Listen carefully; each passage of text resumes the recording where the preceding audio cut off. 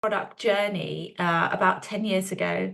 I was working in the telecom sector, and that took me out to San Francisco, where I caught the startup bug and said, oh, well, I want to work in software. I want to build software. And came back home to the UK because my visa was there to do something completely different. And it was a very easy time to step straight into product management because a lot of people in the UK, it was a new kind of job really. And I was able to walk straight into a head of product role. I'd had quite a number of years of experience, so I wasn't a graduate at that point. And I started working on data products to start with. So it was quite a semi-technical product owner, product manager kind of role. And I had a nice title. I guess it was a startup, so I got a nice title out of it. But I was really just starting out. And then from there, I just kind of went from there really. Got into consulting. Because I just decided I wanted to work for myself and I wanted to have a go.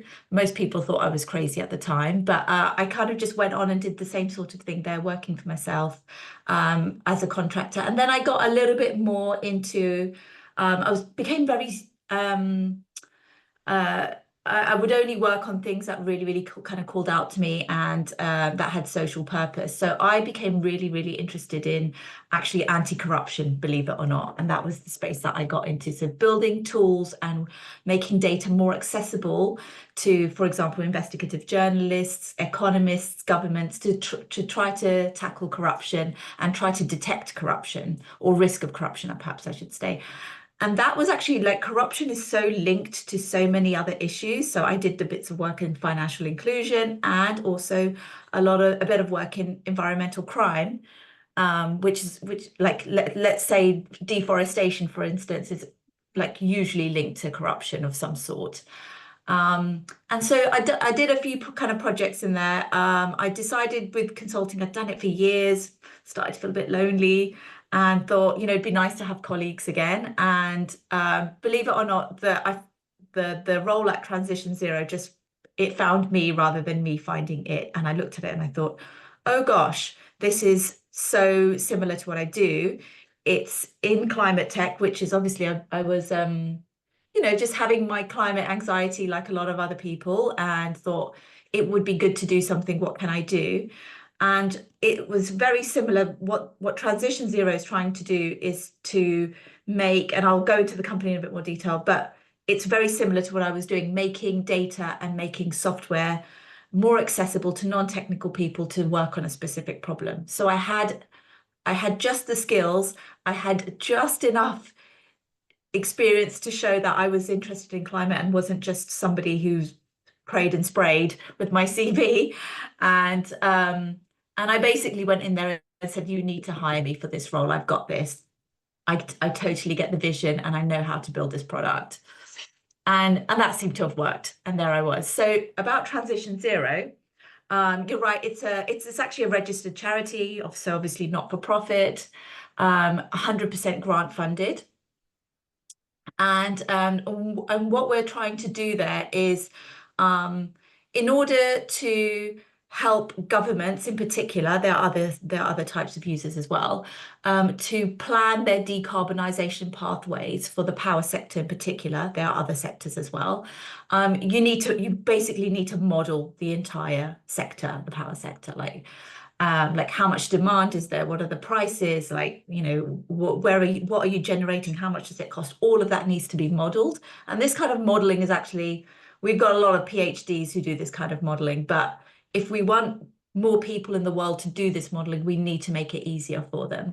So that's a product I'm basically working on, a no code modeling tool. And also to feed that modeling tool, there's a hell of a lot of data. So we're going everywhere around the world, trying to grab the data, put it into the tool, and then enable people to do this kind of modeling work. To tell you about the lengths that we have to go to get some of this data, for instance, so there's not a lot of solar data out there in terms of like how much solar capacity is there in the world. So we decided to create our own data set, and we're using satellite images from the Sentinel-2 satellite, so it's open source data, and using machine learning to detect solar plants and basically using like a computer vision model to say this is a solar plant and trying to estimate what its capacity is and when did it get put up, so you can kind of work out the age of the plant as well, which is quite useful to people. And that data set was launched a few months ago, but we also just need it for ourselves as well. So yeah, those are the kinds of things that we're working on. We're interested in other industries like heavy industry, hard to abate industries as well. So there's some work going on there, and we partner with Climate Trace, which some people might know, the Al Gore's outfit, and so we work with them on that as well. Brilliant. Yeah. Well, thank you for that. Quite a nice overview of everything that you're working on and how you got there. So actually, I have 2 points. It sounded like it was quite organic, your journey leading up to this role. Was there anything significant within your path there? So did you see this role, or was it an outcome from your consulting? Could you give us a little bit more detail around your journey into this role now? Yeah. So I had some alerts set up. So because I was a consultant, and I tend to be like very interested in certain companies. What are companies doing in the space that I'm interested in? And then I might just want to reach out, make a connection, build a relationship. I'm not a natural salesperson, so my way to sell, because I had to sell to stay in business, was to just build relationships, nurture relationships. And so I was always on the lookout, always networking. Mm. And one of the ways, I had a weird way of looking out for like young, cool startups, I guess, was to just sign up to some very like specific recruitment sites that I liked. Um, and just to see like who's hiring in the spaces that I'm interested in, and maybe I could try and get some consultancy work instead, that sort of thing. And yeah, and so the job kind of just landed in my inbox, and there I was, and I saw it. So I think it's just good to kind of always be looking around to see, the Mm. companies that are emerging, because you need to understand your ecosystem. So that's just a good thing to do just generally. But then and then just see like, yeah, what are people working on? What's cool and what's new, and how are people trying to solve some of these problems is just part and parcel of being in this space. So I read a hell of a lot. So I read the FT, The Economist, Bloomberg's newsletters in the energy sector. So I was all, just because I was just like a conscious person and really interested, that I just, yeah, I think that was how things kind of find you a little bit more than you having to go and look. Oh, that sounds brilliant. Yeah, it sounds really organic, and I absolutely love that story of it sounds like, right time, right place, and you Yeah, I mean, having I that only ever applied for outreach. this one job. I didn't apply for anything else. So it's I think just to be super, super targeted Mm. and invest in that one thing, or if you're not sure, maybe don't. Well, we could have a little discussion further on about that. So, Yeah, sure. yeah. Well, my second question around that was from your story around your journey. Were there any specific challenges that presented when you made that switch? Like, did you make any compromises, switching particularly from consulting into this role? Rejoining an organization, were there any compromises in terms of like salary, career growth, maybe the responsibilities? I think Yeah, having your pivots um, yeah. is really enlightening for some of our audience. Okay, yeah. I mean, obviously working for yourself, and I employed people when I ran my consultancy. Mm. Um, so you're basically in charge. So yeah, it was a little bit of a pay cut, but I was just at that point in my life where it was okay for me. So that's a personal decision that only people can make by themselves. Um, and yeah, I think what were the other challenges? I guess, yeah, I mean, having colleagues, having to, asked to book a holiday. It was honestly just the funniest thing. Like, didn't have to do that when I was working for myself. So yeah, I think those were the things, and then yeah, just transitioning back to maybe have working on coming to a consensus a little bit more rather than just being able to make decisions was definitely different. Um, yeah, I think those were the challenges. I think also maybe just I think I could have like I could only really had personally handle up to 4 clients at a time myself. So in terms of the projects I was working on, I wasn't working on everything, but so it was just like it's going from that to being one thing being your focus day in, day out. Um, I think also the challenge of working for a non-profit is it's a little bit different to a startup. So we have experts in in systems modeling, some really world-class systems modelers. And they do not know, I mean, they did not know what agile was when I showed up, basically. Oh Um, gosh. and yeah, and even like some of the CTO had come from an academic background, had never built commercial software or knew how to run teams in that way. So it was like, oh gosh, okay, we've got a little bit of work on our hands, basically. Um, yeah, so and I think just the kind of product that we're building, it wasn't a typical setup, I guess, where you've just got back-end engineers, front-end engineers. I've got systems modelers, I've got analysts, I've got data engineering, Mm. and all of those pieces have to come together. So there's far more moving parts to the point where I've had to hire 2 product managers who are helping me on this one product, and I need another one, frankly.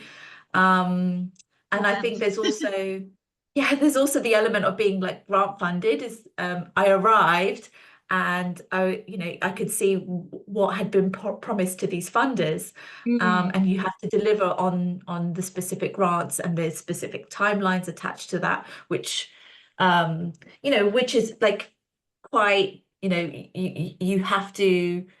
Um, I guess it's similar. I don't think it's a little bit more restrictive than I think it would be with a kind of VC type of relationship. And so you have to try to manage those a little bit more actively as well. So I think that's a challenge. Yeah, definitely. And it sounds really interesting there, particularly around that balance of, what is being asked and what needs to be delivered and the bigger picture. So, do you find that there is any differences to a more commercial company, being a nonprofit? What do you think those differences are? And how do you go about making that balance? Yeah, I mean, yes, it is different to a commercial company because we're a charity, so we're not trying to make a profit. But that was part of the attraction, frankly, because I just looked at the problem. I thought, yes, this is a problem I want to solve. But actually, it's such a hard problem. I think actually a commercial company would um struggle. Like there's just so much upfront to like this is like the biggest MVP basically, because actually the viable bit is like really the bar is quite high. You can but you can do minimal, but it's I promise you it'll be no use to anybody. So that balance is just like it's like very different to what I would normally be used to.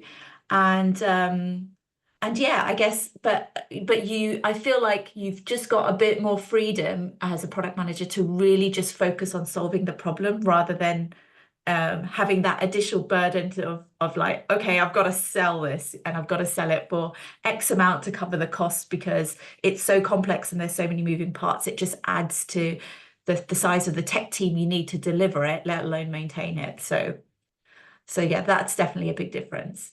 That's a nice little relief in on that part there. Yeah, Having said somewhat, somewhat. that, yeah. But out of curiosity, have you had to make any compromises? I can understand that as a PM, it's really natural that you will inevitably have to make some compromises somewhere along the road. Have you had to in this capacity? Yeah, And I how think have you done so. Yeah, I mean, all over the place, really. I mean, even though we've done so much engineering on the back end and with all the data and everything like that, uh, it's just even getting a model to run is Mm. like such a big deal that I just had to be like, the features have just been pushed back and pushed back and pushed back because we've just got to get it to work. And so it's definitely it's just one of those things where it's just taken a lot longer. But I know all product people have this issue, frankly. So I've just had to make compromises on like just rejig the prioritization so many times, just and also just because like our work is very our work is very focused on developing economies, and then just this, so as we're sort of engaging with them and learning from them, and I haven't even been out to Southeast Asia like even once. So it's been actually quite hard to, yeah, to learn from actual users themselves. Mm. And actually the way people think about modeling in some parts of the world is just not how somebody sitting in London would go about it. So it's just been an ongoing of kind of feeling your way around because we're just rushing so much, frankly. And user research is still catching up because we the hiring of that role just took way longer than we wanted. So things are just a little bit out of sync. So I've just had to make some really educated guesses, told everybody I could be wrong, and we might have to Mm. come back and fix things later on. And so that, yeah, I think that's just a function of when you could hire people, what was promised to a funder by when, and then just trying to feel your way Course. and just trying to satisfy lots of different people, but also trying to be like focus on the vision and how to Mm. get there. Um, so yeah, I think there's the whole the risk the things that you've promised to your funders is Mm. like is just plays a bit more heavily on your mind when you're trying to make these prioritization decisions. Um, I would also say it's like it can be quite challenging to hire as well, because one, we're grant funded, so and we're a not-for-profit, so it's hard to kind of compete in the marketplace. But also, we're looking for on the modeling side, we're looking for some very specific skills. Mhm. There aren't a lot of modelers out there in the world, so if you wanted to work on climate, you could also learn to become a modeler, I suppose. And so just not being able to hire as quickly as we would want, that also holds you up as well. So that's a challenge, and that factors into what you can do by when and affects your prioritization as well. Right, well, that's a great little segue. Sorry, excuse the noise. Into some, discussion around yourself being a hiring manager. One of our highest questions we'd love to know is like, what do you look for when you're hiring PMs? And are there any particular experiences or skills you'd like to see? Now, I do realize you've mentioned specifically modeling, because that's, prescient for your current role. But if you could speak to, your role specifically now in this company, as well as just more generally for PMs who are, you know, Yeah. searching at the moment. Um, yeah, so the modelers, I'm not responsible for hiring, but they're so important to the work that Mm. not having the resources in that team can affect you, can hold you up, or if you haven't got specific market knowledge, then it's harder to get data for that particular country. And if the data's held up, then the modeling like feeding it into the software gets held up, and therefore your prioritization gets out of sync. So that's the knock-on effect of something that you are personally not in control of. In terms of product, so I've hired two product managers and a user researcher. On the product side, it was quite an interesting process hiring. So I put out a role for just a software, like a B2B product Mm. manager. I didn't have an amazing budget, so but a lot of people applied. But a lot of people, I think what I just got was just very sort of generic sort of CVs that didn't tell me a lot about what people had achieved in their previous roles. It was just like, oh yes, I've done prioritization and I've done a roadmap. I'm actually just maybe it's me and other hiring managers are different. I haven't asked, but I'm personally just really interested in hearing about what did you do for your users? What did you do to advocate for them? How did you solve their problems? That is what I'm more interested in. And I got so many CVs, honestly, where I mean, for June, it was a junior role, and I know that a lot of young people want to break into product management or are struggling to break into product management. So I was very sympathetic, but I was like, guys, you got to help me out here. And we asked a few just screening questions about, why do you want to work here and that sort of thing. And yeah, it was kind of like, okay, like nothing blew you away really. I was like, come on, guys, try harder. So there was that. And so I think people should maybe really just think about investing a little bit more time on personalizing a CV or really talking about what you've done.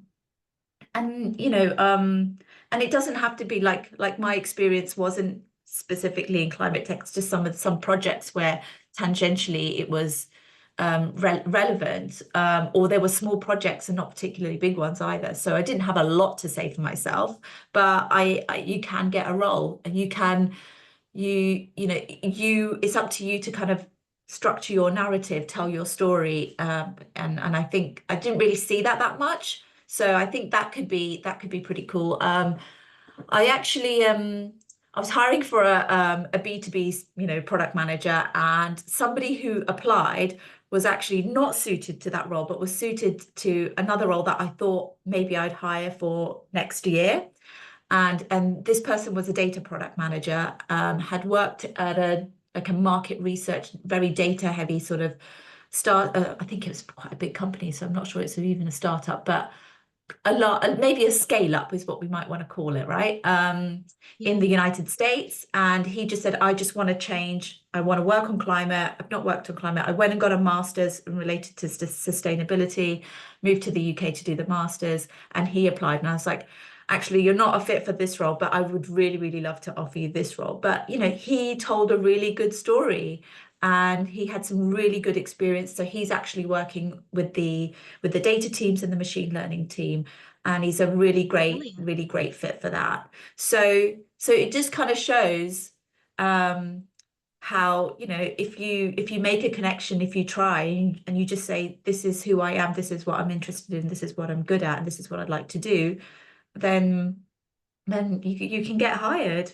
So I hired a data product manager before, somebody in the software team, and yeah, that's I think with this for the software team person, like what I think this person had worked in, oh yeah, had worked in a sustainability startup before. So Mm, they were quite just generally took an interest, so could speak to more things. Seemed to yeah. do a lot of reading. Uh, but hadn't worked specifically in the energy sector. So it was still like sustainability, but not energy. But still, I thought that the passion and the enthusiasm was there, and a keenness to learn, and definitely what they had done just showed that they'd just actively try to build their skills and knowledge of the sector. So I mean, you couldn't that's what this made this person stand out over the others. I think one last thing I would say was just like I was it can be quite intimidating being around like all these systems modelers, the machine learning guys. I mean, all have PhDs, so a lot of PhDs basically. So it can be quite intimidating. And I think that I one thing can. I was definitely looking for was somebody who could just have the confidence. Like I just not like the imposter syndrome is not going to help you working at TransitionZero, because you've got to work with all of these like really, really super like highly technical but also highly knowledgeable people about the sector. And so you've got to be the product person making the decision, and you Mm. might be just a few years into your career. So I was really looking for a level of confidence, and I think that's what tipped it in the end when one person got hired and another one didn't. Cool. That's really cool and really great to hear a little bit about like your process and how you found it and some of the challenges there. And obviously, I think we've heard it a million times about like crafting your CV and crafting your story, but I feel like for me it's easier said than done, so I completely understand, but I do see the value in that. And so I hope that's been a good takeaway for some of you joining us today. I think one of the questions that stands out for me hearing that is that your potential candidates stood out to you because of their backgrounds in sustainability or their qualifications. And often we find that people are asking in our community, I don't have any specific climate experience. I haven't worked in climate before. What can I do next? Because, like you've given your examples, they may have had a master's, or they've had formal qualifications, or beyond that, they may have actually just incidentally had work in climate Yeah. before. Whereas we might be, general product managers, and we're looking to make that switch. Yeah. Yeah. I mean, how did it sort of happen that way? Yeah, I guess those people had the edge because one went and got a master's and one uh, had worked in sustainability more broadly. Mm, I think actually for the data product manager, I think just as soon as I saw like even if you hadn't had the masters, I think just the data, the product expertise and the ML expertise mm, um, just really, really, really stood out. So I think that was just a really good fit for that role. Um, and actually like not a fit for the product role, the software product role that I was sort of hiring for. So I think that the skills are really, really important. ML is like not straightforward, and I think there's mm, just a very specific knowledge. And then I think data products, I think there's some very specific skills there and knowledge there that I think are really important. I think the data product manager, I think he'd started out as a data analyst as well. So, he was always going to have an edge for that kind of position. For general product managers, I think that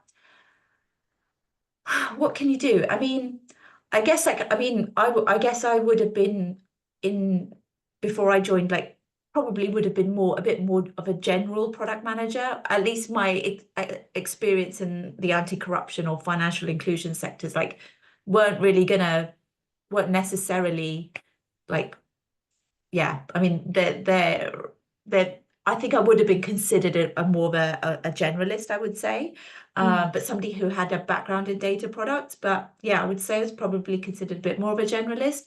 I guess like reading around and becoming more knowledgeable and sort of showing that knowledge in your application. You do get a chance in most applications to write either answer some free-form questions or provide a covering letter. We also have a process like you can just reach out to us. And so some candidates did, and they basically said, I haven't got any experience. I've applied for so many jobs. mm, Um, and I just want to break into product management and I just need somebody to give me a chance. And I think this person had some kind of maybe she'd studied medicine or something like that. And our people and operations person said, look, can we reply to this person? They've just reached out to the info at, mailbox. And I actually just wrote this person some advice and I said, look, you've clearly got a medical background. If you just want to break into product management, like use that medical background. Lots of people who trained in medicine do go on to work in health tech startups as product managers. I know this, don't work in the healthcare sector.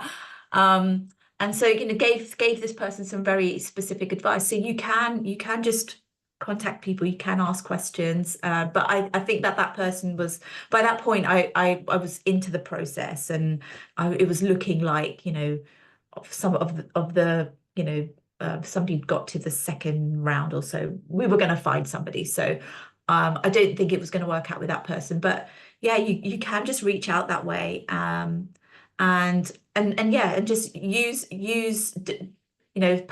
your CV, write a good narrative. We do give people that chance. I think also what I just do is, as part of like sort of networking, just go and try to meet people, mm, show up to events and just get on people's radar. I think people underestimate that if someone likes you, then they want to help you, and if they've got to know you, and we are human beings like that, and we've got all this tech and all these kind of processes, but at the heart of it, we're humans who make connections and help people that we like and things like that. And when I was a consultant, I had like no business winning some of these like contracts where I was tendering against big agencies and winning. And I think it was just because I'd built relationships and I'd nurtured them and people knew me. Mm. So that is something that anyone can try and just go out and have some fun and network and in London here there's loads of things to go to. Oh, well, likewise in the US, by the sounds of it, I know we're creeping up to New York Climate Week. It's all I Yeah, see. yeah. Plenty of networking opportunities out there. And really great to hear that it's just about getting out there. I think that is the first step. So that's fantastic. I'd love to know if there were any specific strategies you used in your networking. I find, having conversations with some of my peers, networking can be a little bit stressful, or they're just not really sure on what strategies to try. So any tips would be welcome. If you have any, that's Yeah. fine. If not, Yeah, I think you know what it's like anything like um it's a muscle. So you almost like gotta train yourself. Just keep doing it and it becomes easier. It's like with exercising, right? Um, so I guess for me, when I just started out as a consultant, like had this crazy idea that I wanted to work for myself, it was like, right, you either go and meet and talk to some people and try to drum up some business or go get a job. So I think that's what kind of motivated me. So what I've just always done is just walked up to people and said, "Hi, who are you? What do you do?"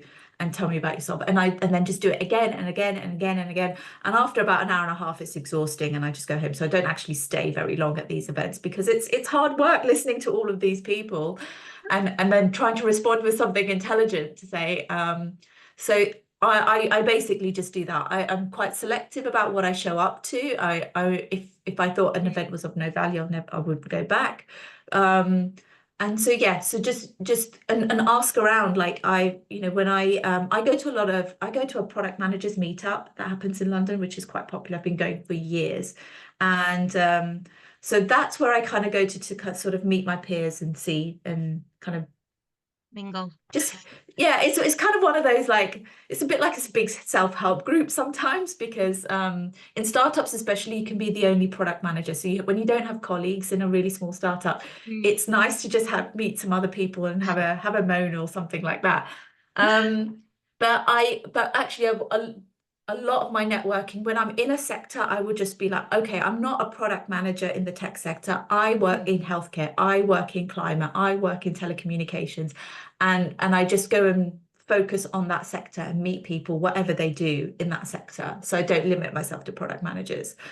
And so yeah, and just be like, yeah, I'm not a tech person, I'm not a product person. I am somebody who works in the climate sector or the energy sector, and just go and meet and just go say hello, say hello, say hello. Well, that's Yeah. brilliant, and I think we'll leave it there and open the floor to some questions. Just to sum up, I really enjoyed hearing from you, hearing a little bit about your story, and I love those takeaways of, have the confidence, get over the imposter syndrome. I love the get out there and network and, build up that muscle, and I love the, tell your story. So Thank over you. to all of you.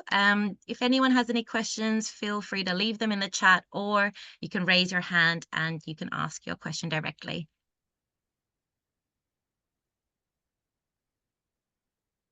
Thanks, Mani. Yeah, thank you so much for your time today, by the way. This has been really great. I'm curious for those of us who have maybe been in product management for a while, we're trying to shift into the climate space or into the energy sector or whatever it is specifically, and are willing to take a few steps back even in order to make that transition. Um, how do we effectively communicate that? Because even when you're talking about you had a junior product role and people are just like a couple years out of school, um, it's definitely a struggle I've run into, that it feels like everything is geared towards this assumption that you're a couple years out of school and you're new, and I'm bringing a wealth of experience, but how do I communicate, like, I don't have any ego around that. I'm totally happy to like come in Yeah. and give my experience in a junior role. Yeah, I don't know what your experience has been, but I did have a few people, just a couple, not many. Somebody who had a more of a product owner background, but she'd done it for 10 years. And I thought, happy days. I mean, this person would be great. And she didn't make it like through all of the interviews just because I thought somebody was better or interviewed better, and that was the reason in the end. But I would not say no to somebody who has lots and lots of experience who just wants to get just do the work. I have got no issue with that. The user researcher that I've hired, I mean, been working as a user researcher for 15 years. Um, and so that was a senior role, but that's that I believe in experience and how important it is. So I wouldn't turn somebody away. As long as we're just clear, this is the salary, this is all we can afford. If you're okay with it, then that's fine.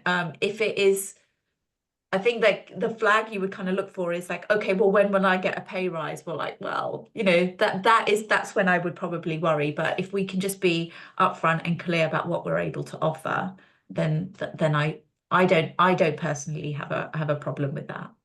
Hmm. Yeah. So I don't know if other people do, frankly. Yeah, I'm And just I wondering, think sort of I like, was how one do of you, those people, you yeah, know. I mean, to how did cope. you communicate that to people Yeah, that I mean, like, I was asked the question like, oh, well, you've worked for yourself. You're taking a pay cut. I said I was taking a pay cut, and I just convinced the person. I said, look, I just saw this problem, and I just really, really want to work on this problem, and I think that just came across so strongly, and I repeated it a few times.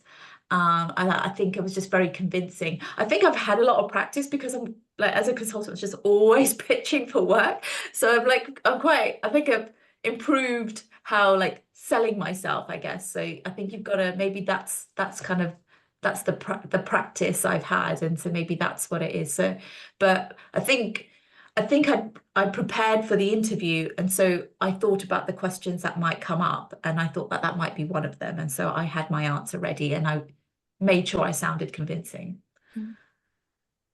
thank you. Thank you. Thanks, Marnie, for the question. Over to you, Joshua.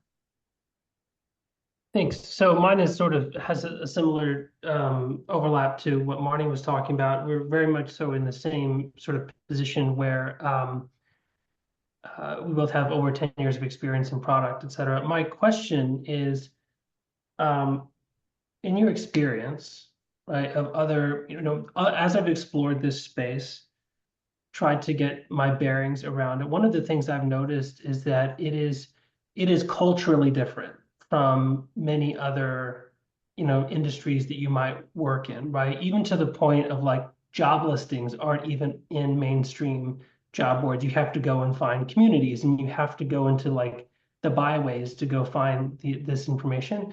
But I'm kind of wondering, as I read like a lot of the requirements and what people are looking for and everything, what is the attitude around the learning curve, right? So like if someone is asking, we want you to have for example, 5 years of experience in the energy markets or whatever. Yeah. One of the lines I've sort of developed, and I haven't really had an opportunity to deploy it yet very much, is just like, no, I don't have 5 years of experience in the energy markets. But if you're hiring a high quality product person, this is one of our superpowers. This is what we do is we go learn about markets. It's actually part of our job. Yeah. Is there, my intuition is telling me that there's a bit of it, because there are so many academics in the space, that there's a bit of a residue of that. Well, if you don't know, you don't know about this. Is that true, or is it not true? Yeah, I think that's a really, really good question. So I think what I did was to just try to control that narrative. And I'd really just pitched myself as the data person, the open data person, making data more accessible to non-technical users, building cool tools to make data more useful than it is. And that's how I kind of controlled that narrative. I actually think here, and I actually think what you're saying is right, that problem definitely exists. But here, I think there was just an expectation that I would never learn or understand the energy sector, when actually this is like when you go into a new sector, you swat up, you learn, and you just like engross yourself in whatever information or data you can sort of gather. And so actually that kind of pushback, like you don't need to know this, was a definite challenge for me, where I felt like, no, I can't build a great world-class product on just superficial understanding of the market, of the industry, of how people work in that space. And I think what I've tried to do to kind of counter that narrative is say, okay, I'm not going to be like your world-class modelers. I'm not going to be like your world-class market analysts who have lived in the country and know it back to front. But I need to be an expert on your users. That is my job. And not taking no for an answer, basically.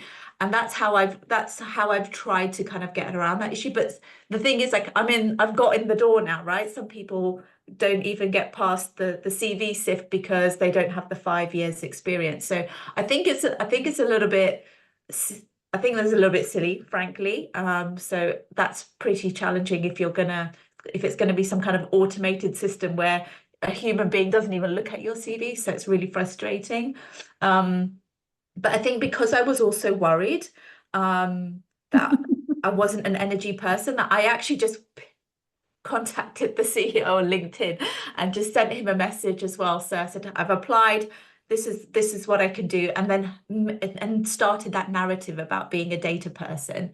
I think also in the interview, and it's just, I've had this problem just generally, right, as a consultant trying to work in all these different industries and breaking into financial services because I was interested in financial inclusion.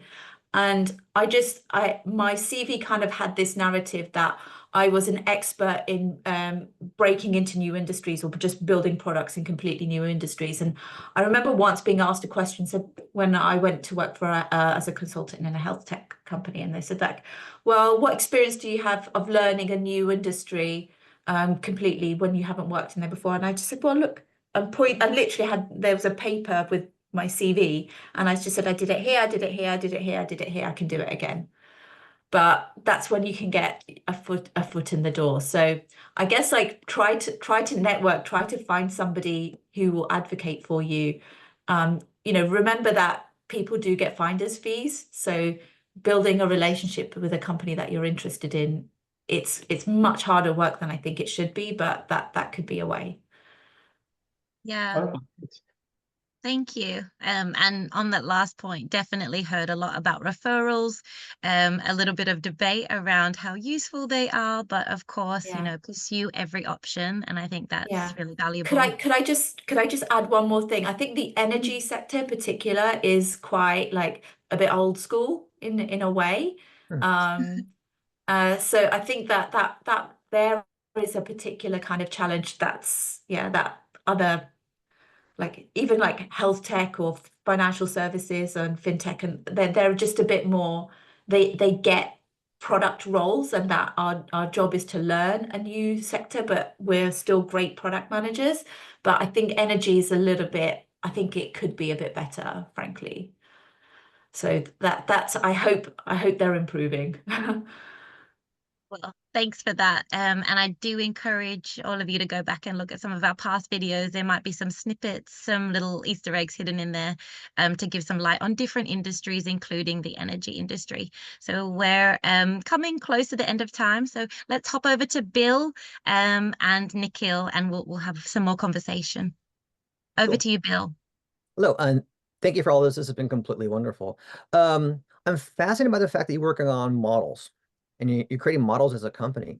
And as somebody who's like a designer who's thinking about doing product management, but I would love to do modeling as well. So do you have any types of roles where designers work on models?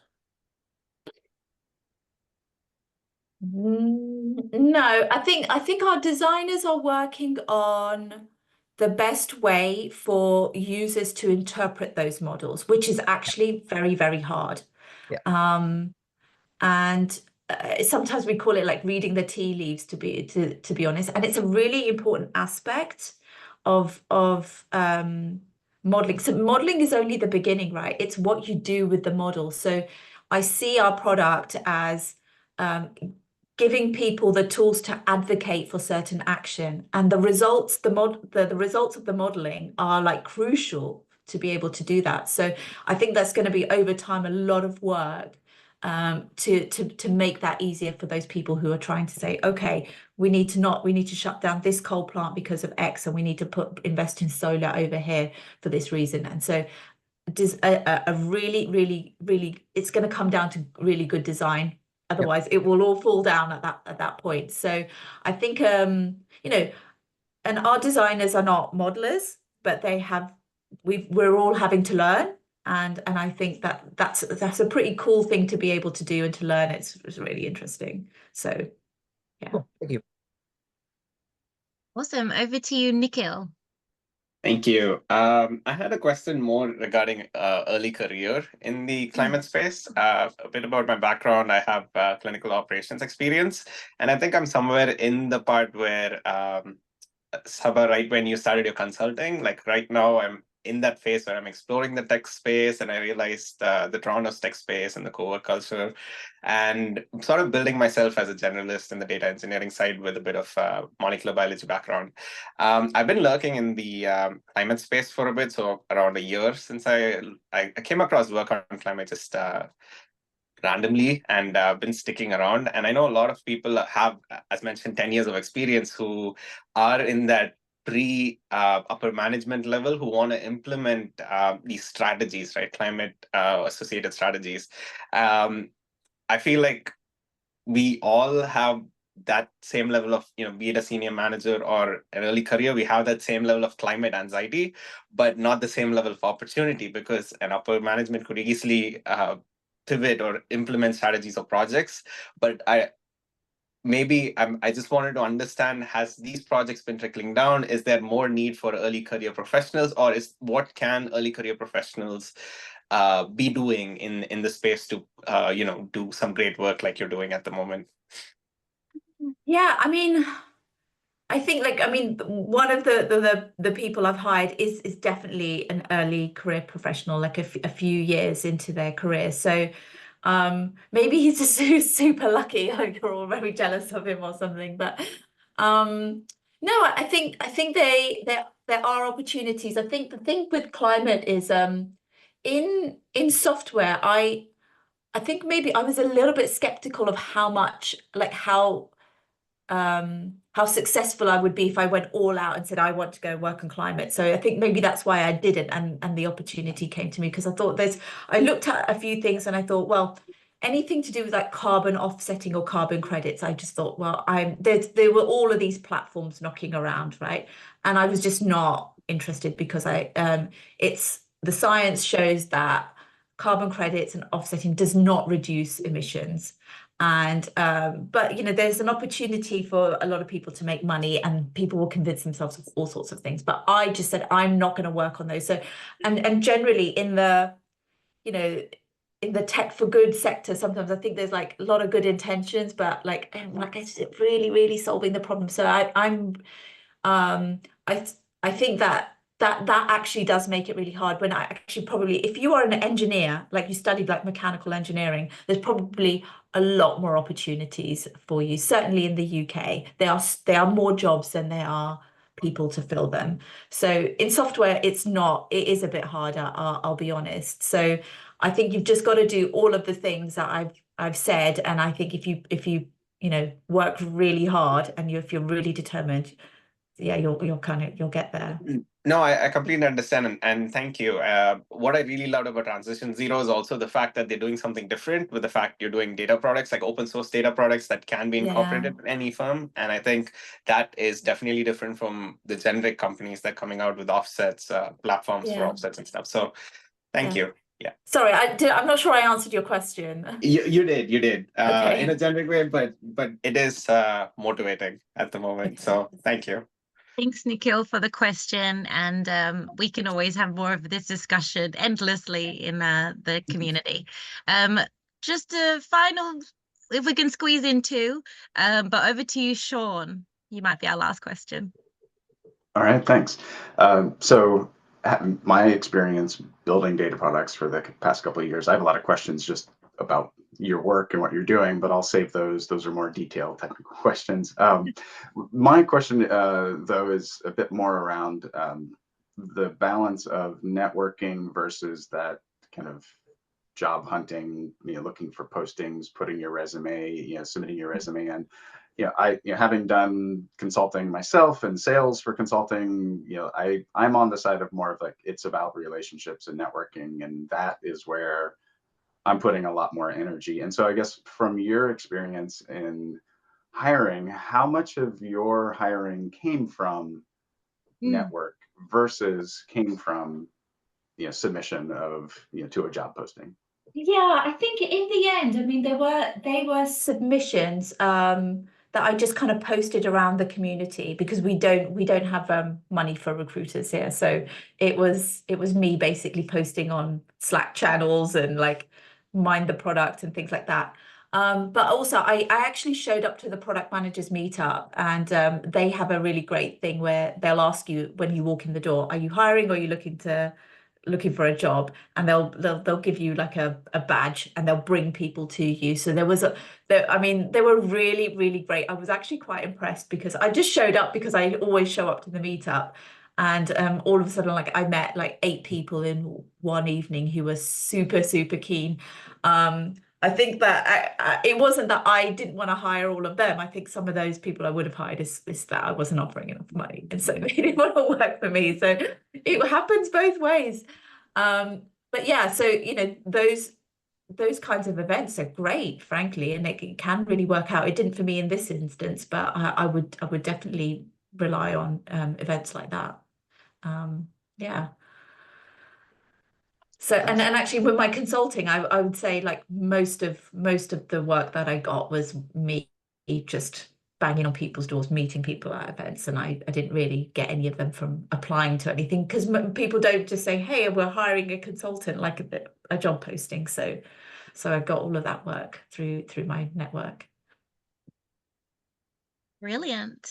And that's about time. I always feel like we need a follow-up session, and I do know that there have been some people who couldn't join us today, but were really keen to. So we'll discuss, and hopefully we can all meet again.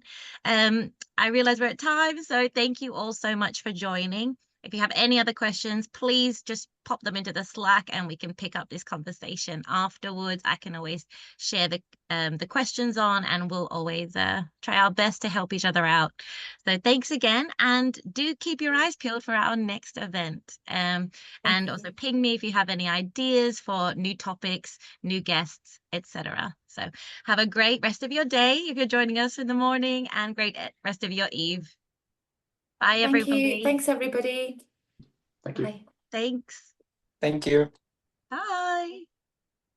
Thank you.